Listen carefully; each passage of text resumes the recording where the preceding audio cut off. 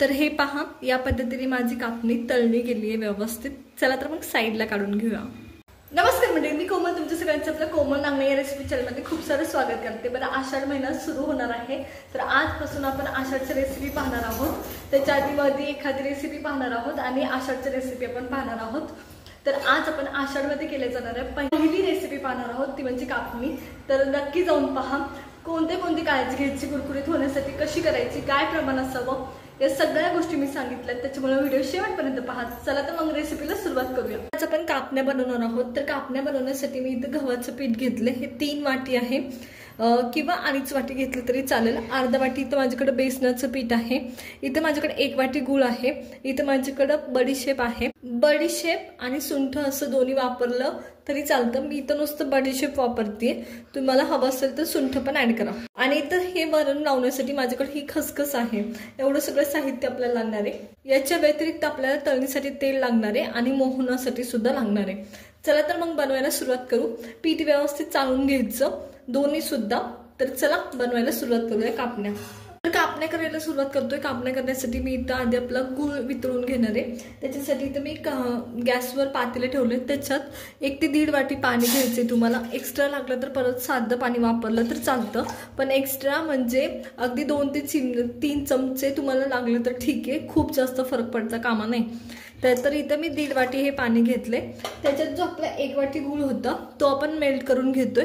याला ना उकळी आणायची ना काही गरम होऊ द्यायची, खूप जास्त गरम होऊ द्यायची असं काही गरज नाही, जस्ट मेल्ट झाला पाहिजे तुमचा गूळ, एवढंच काळजी घ्यायची आहे। तर चला गूळ मेल्ट करून घेऊया। तर गूळ मेल्ट करताना एक गोष्ट लक्षात ठेवा, गूळ हलवत तुम्हाला मेल्ट करायचं आहे, जेणेकरून तुमचा जो गूळ आहे तो पटकन मेल्ट होतो आणि पुढची स्टेप वाढण्याची जी शक्यता असते ना ती कमी होते। तर हा हलवत तुम्हाला मेल्ट करून घ्यायचा आहे। जस्ट गूळ मेल्ट करून घ्यायचा आहे तुम्हाला पूर्ण ह्याच्यातला, बाकी उकळी आणायची नाही किंवा खूप जास्त गरम सुद्धा नाही करायचं। तर माझा हा गूळ पूर्णपणे मेल्ट झालाय या पद्धतीने। आता या टायमाला गॅस तुमचा बंद करायचा आहे।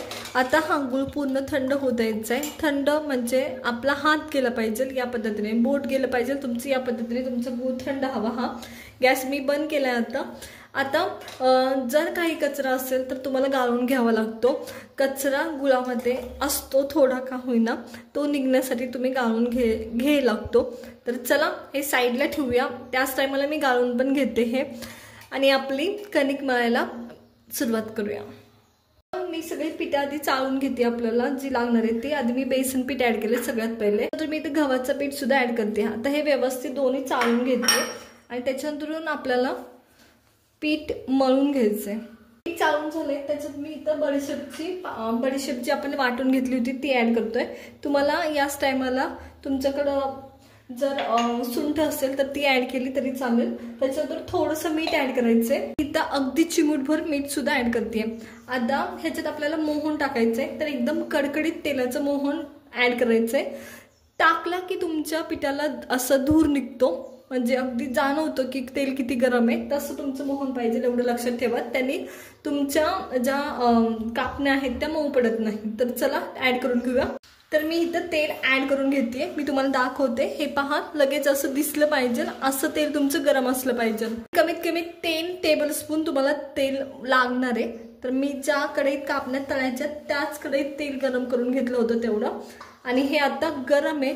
तर हात न घालता तुम्हाला व्यवस्थित हे मिक्स करून घ्यायचंय, नाहीतर हाताला भाजेल, एवढं लक्षात ठेवा। तर चला हे मिक्स करून घेते मी आता। हे मिक्स करून घेऊया या पद्धतीने, हाताला भाजेल। आधी हात डायरेक्ट घालायचं नाही तेलामध्ये, नाहीतर भाजेल हाताला। आणि त्याच्यानंतरून तुम्हाला जसं आपण दिवाळीच्या शंकरपाळ्याला पीठ चोळून घेतो तेलामध्ये, तसं तेल चोळून घ्यायचे पिठाला। आणखी सुद्धा तेल गरम आहे, काळजी घ्यायची, नाहीतर भाजतो खूप जोरात। तर चला मी हे व्यवस्थित मिक्स करून घेते। तर हे इथं माझं पीठ एकदम व्यवस्थित मिक्स झालंय या टायमाला इथे। त्या टायमाला आपण याच्यात ऍड करतोय जे आपलं गुळाचं पाणी होतं ते। आता एक लक्षात घ्या, गुळाचं पाणी हे खूप गरम नसावं, कडक होतील, दाताने तुटायचे नाही ते, तर तसं नसावं, एकदम कोमट। हात जातोय माझा आता माझ्या गुळाच्या पाण्यात, एवढंच असावं कोमट गुळाच्या पाण्यात तुम्हाला हे मळून घ्यायचं आहे। एकदम हळूहळू, एकदम पाणी ऍड नाही करायचं, मी व्यवस्थित तेल मिक्स करून घेतलंय, मोहन होतं ते। अगदी तुमचं पीठ आधी मऊ दिसतं आणि जेव्हा तुम्ही तेल व्यवस्थित मिक्स करता ना तेव्हा ते रवाळ दिसतं, एवढं लक्षात ठेवा।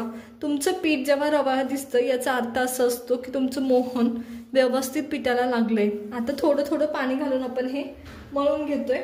चला तर मी मळून घेते।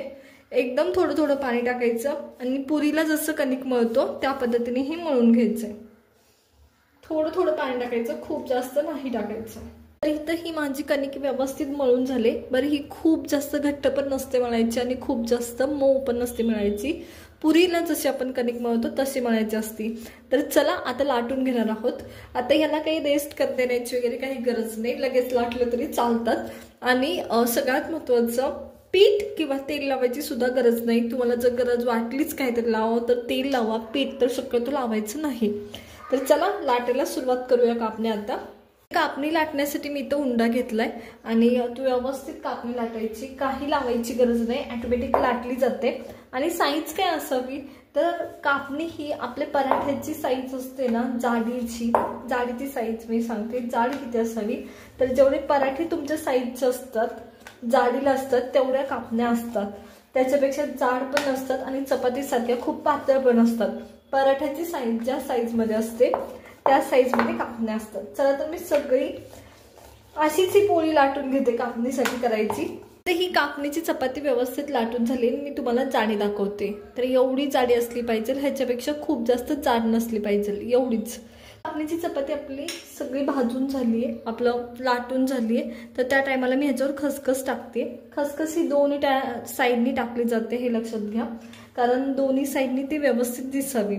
आणि ह्याच्यावर एक लाटणं फिरवायचं टाकल्यावर, म्हणजे निघत नाही, चिटकून बसते, व्यवस्थित दिसते सुद्धा आणि निघत सुद्धा नाही तळताना। तर एक लाटणं फिरवायचं म्हणजे होऊन जाते। आणि आता लगेच दुसरी साईड पलटायची आणि मग दुसऱ्या साईडनी सुद्धा आपल्याला खसखस लावून घ्यायची। तर इथं मी दुसऱ्या साईडला पण लावून घेते खसखस। तर इथं माझ्याकडे खसखस आहे, ते दुसऱ्या साईडला पण लावून घ्यायचं या पद्धतीने। आणि दुसऱ्या साईडनी परत तुम्हाला लाटणं फिरवायचंय। मी आणखी खसखस घेते। तर हे या पद्धतीने अशी फिरवलं ना लाटणं की व्यवस्थित बसते, निघत नाही। आणि आता आपल्याला आपली जी कापणी आहे ती कट करायची। तर अशा गोष्टी कट करण्यासाठी मी ही एक सुरी वापरते, माझ्याकडून आहे ती, तुटली होती पण ह्याने खूप छान कट होतं त्याच्यामुळं। तर कापण्या ह्या शंकरपाळ्यांसारख्याच दिसायला दिसतात पण साईजला ह्या मोठ्या असतात थोड्याशा। तर इथं मी ह्या कापून घेते। कापण्या माझ्या कट करून झाल्यात, पहा या पद्धतीने। मी तुम्हाला एक काढून दाखवते। साईज बघा, अशी साईज हवी। साईज म्हणजे उंची कितपत मोठी हवी, कितपत छोटी हवी हे तुम्ही ठरवू शकता। तर चला मी सगळ्या कापण्या साईडला काढून घेते, अशाच फार सुरेख दिसतात ते।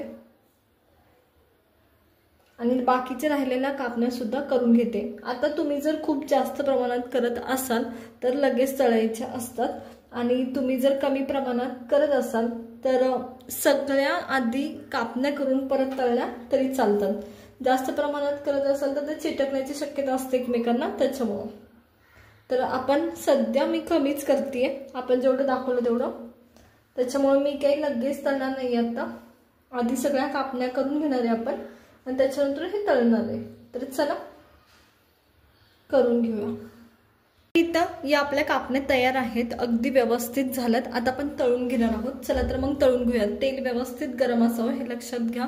आता मी तळण्यासाठी तेल घेतले, तेल व्यवस्थित कडकडीत गरम आहे। आधी मी चेक केले आणि काय करायचं, टाकताना शक्यतो जाहिरात घ्यायच्या, म्हणजे एक साथ सगळ्या टाकल्या जातात आणि एक साथ सगळ्या तळल्या पण जातात। नाहीतर काही तळतात काही तळल्या जात नाही, असा प्रकार होतो। तर त्याच्यामुळे टाक घेताना पूर्ण जाहिरात घ्यायच्या, सगळ्या कापण्या जाहिरात घेतल्यात आणि ह्या मी आता सोडतीये। गॅस माझं तेल गरम आहे आता, सध्या मात्र गॅस बारीक आहे, एवढं लक्षात ठेवा, कारण बारीक गॅसवरच आपल्याला तळायचं। जर तुम्ही मोठ्या गॅसवर तळल्या तर त्या कच्च्या राहतील, त्याच्यामुळं बारीक गॅसवर तुम्हाला तळून घ्यायचं या पद्धतीने।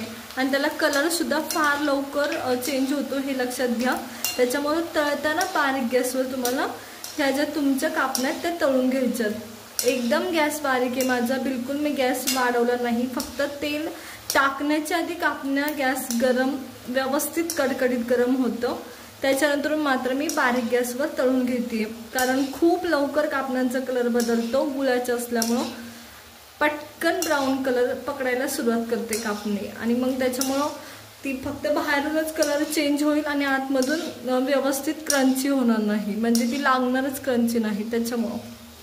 तर चला मी बारीक गॅसवर व्यवस्थित कापणी तळून घेते। तर एक संद तळण्यासाठी या पद्धतीने तुम्हाला सारखं हलवायचं आहे, म्हणजे तळतील एक संद आणि व्यवस्थित कुरकुरीत पण होतील। हा एकदम व्यवस्थित ब्राऊन कलर आला ह्याला, तर हे आपण आता काढून घेतोय। व्यवस्थित ब्राऊन कलर आलाय आणि कुरकुरीत झाली व्यवस्थित, आतमधून व्यवस्थित ती शिजली, म्हणजे तळली सुद्धा गेली आहे आणि कुरकुरीत झाली आहे। तर हे पहा, या पद्धतीने माझी कापणी तळली गेली आहे व्यवस्थित। चला तर मग साईडला काढून घेऊया। इथं मी ह्या कापण्या साईडला काढून घेते, तुम्ही आवाज पहा एकदम व्यवस्थित। तर चला सगळ्या कापण्या मी अशाच तळून घेते राहिलेल्या पटापट। एकदम झटपट अशा ह्या आपल्या कापण्या तयार आहेत। तर पहा किती सुरेख झाल्या आहेत, अगदी खूप डार्क कलर येईपर्यंत सुद्धा मी तळलेला नाही आणि खूप सुंदर दिसत आहे। तर नक्की ट्राय करा, आवडले असेल तर लाईक करा, शेअर करा आणि सबस्क्राईब करा।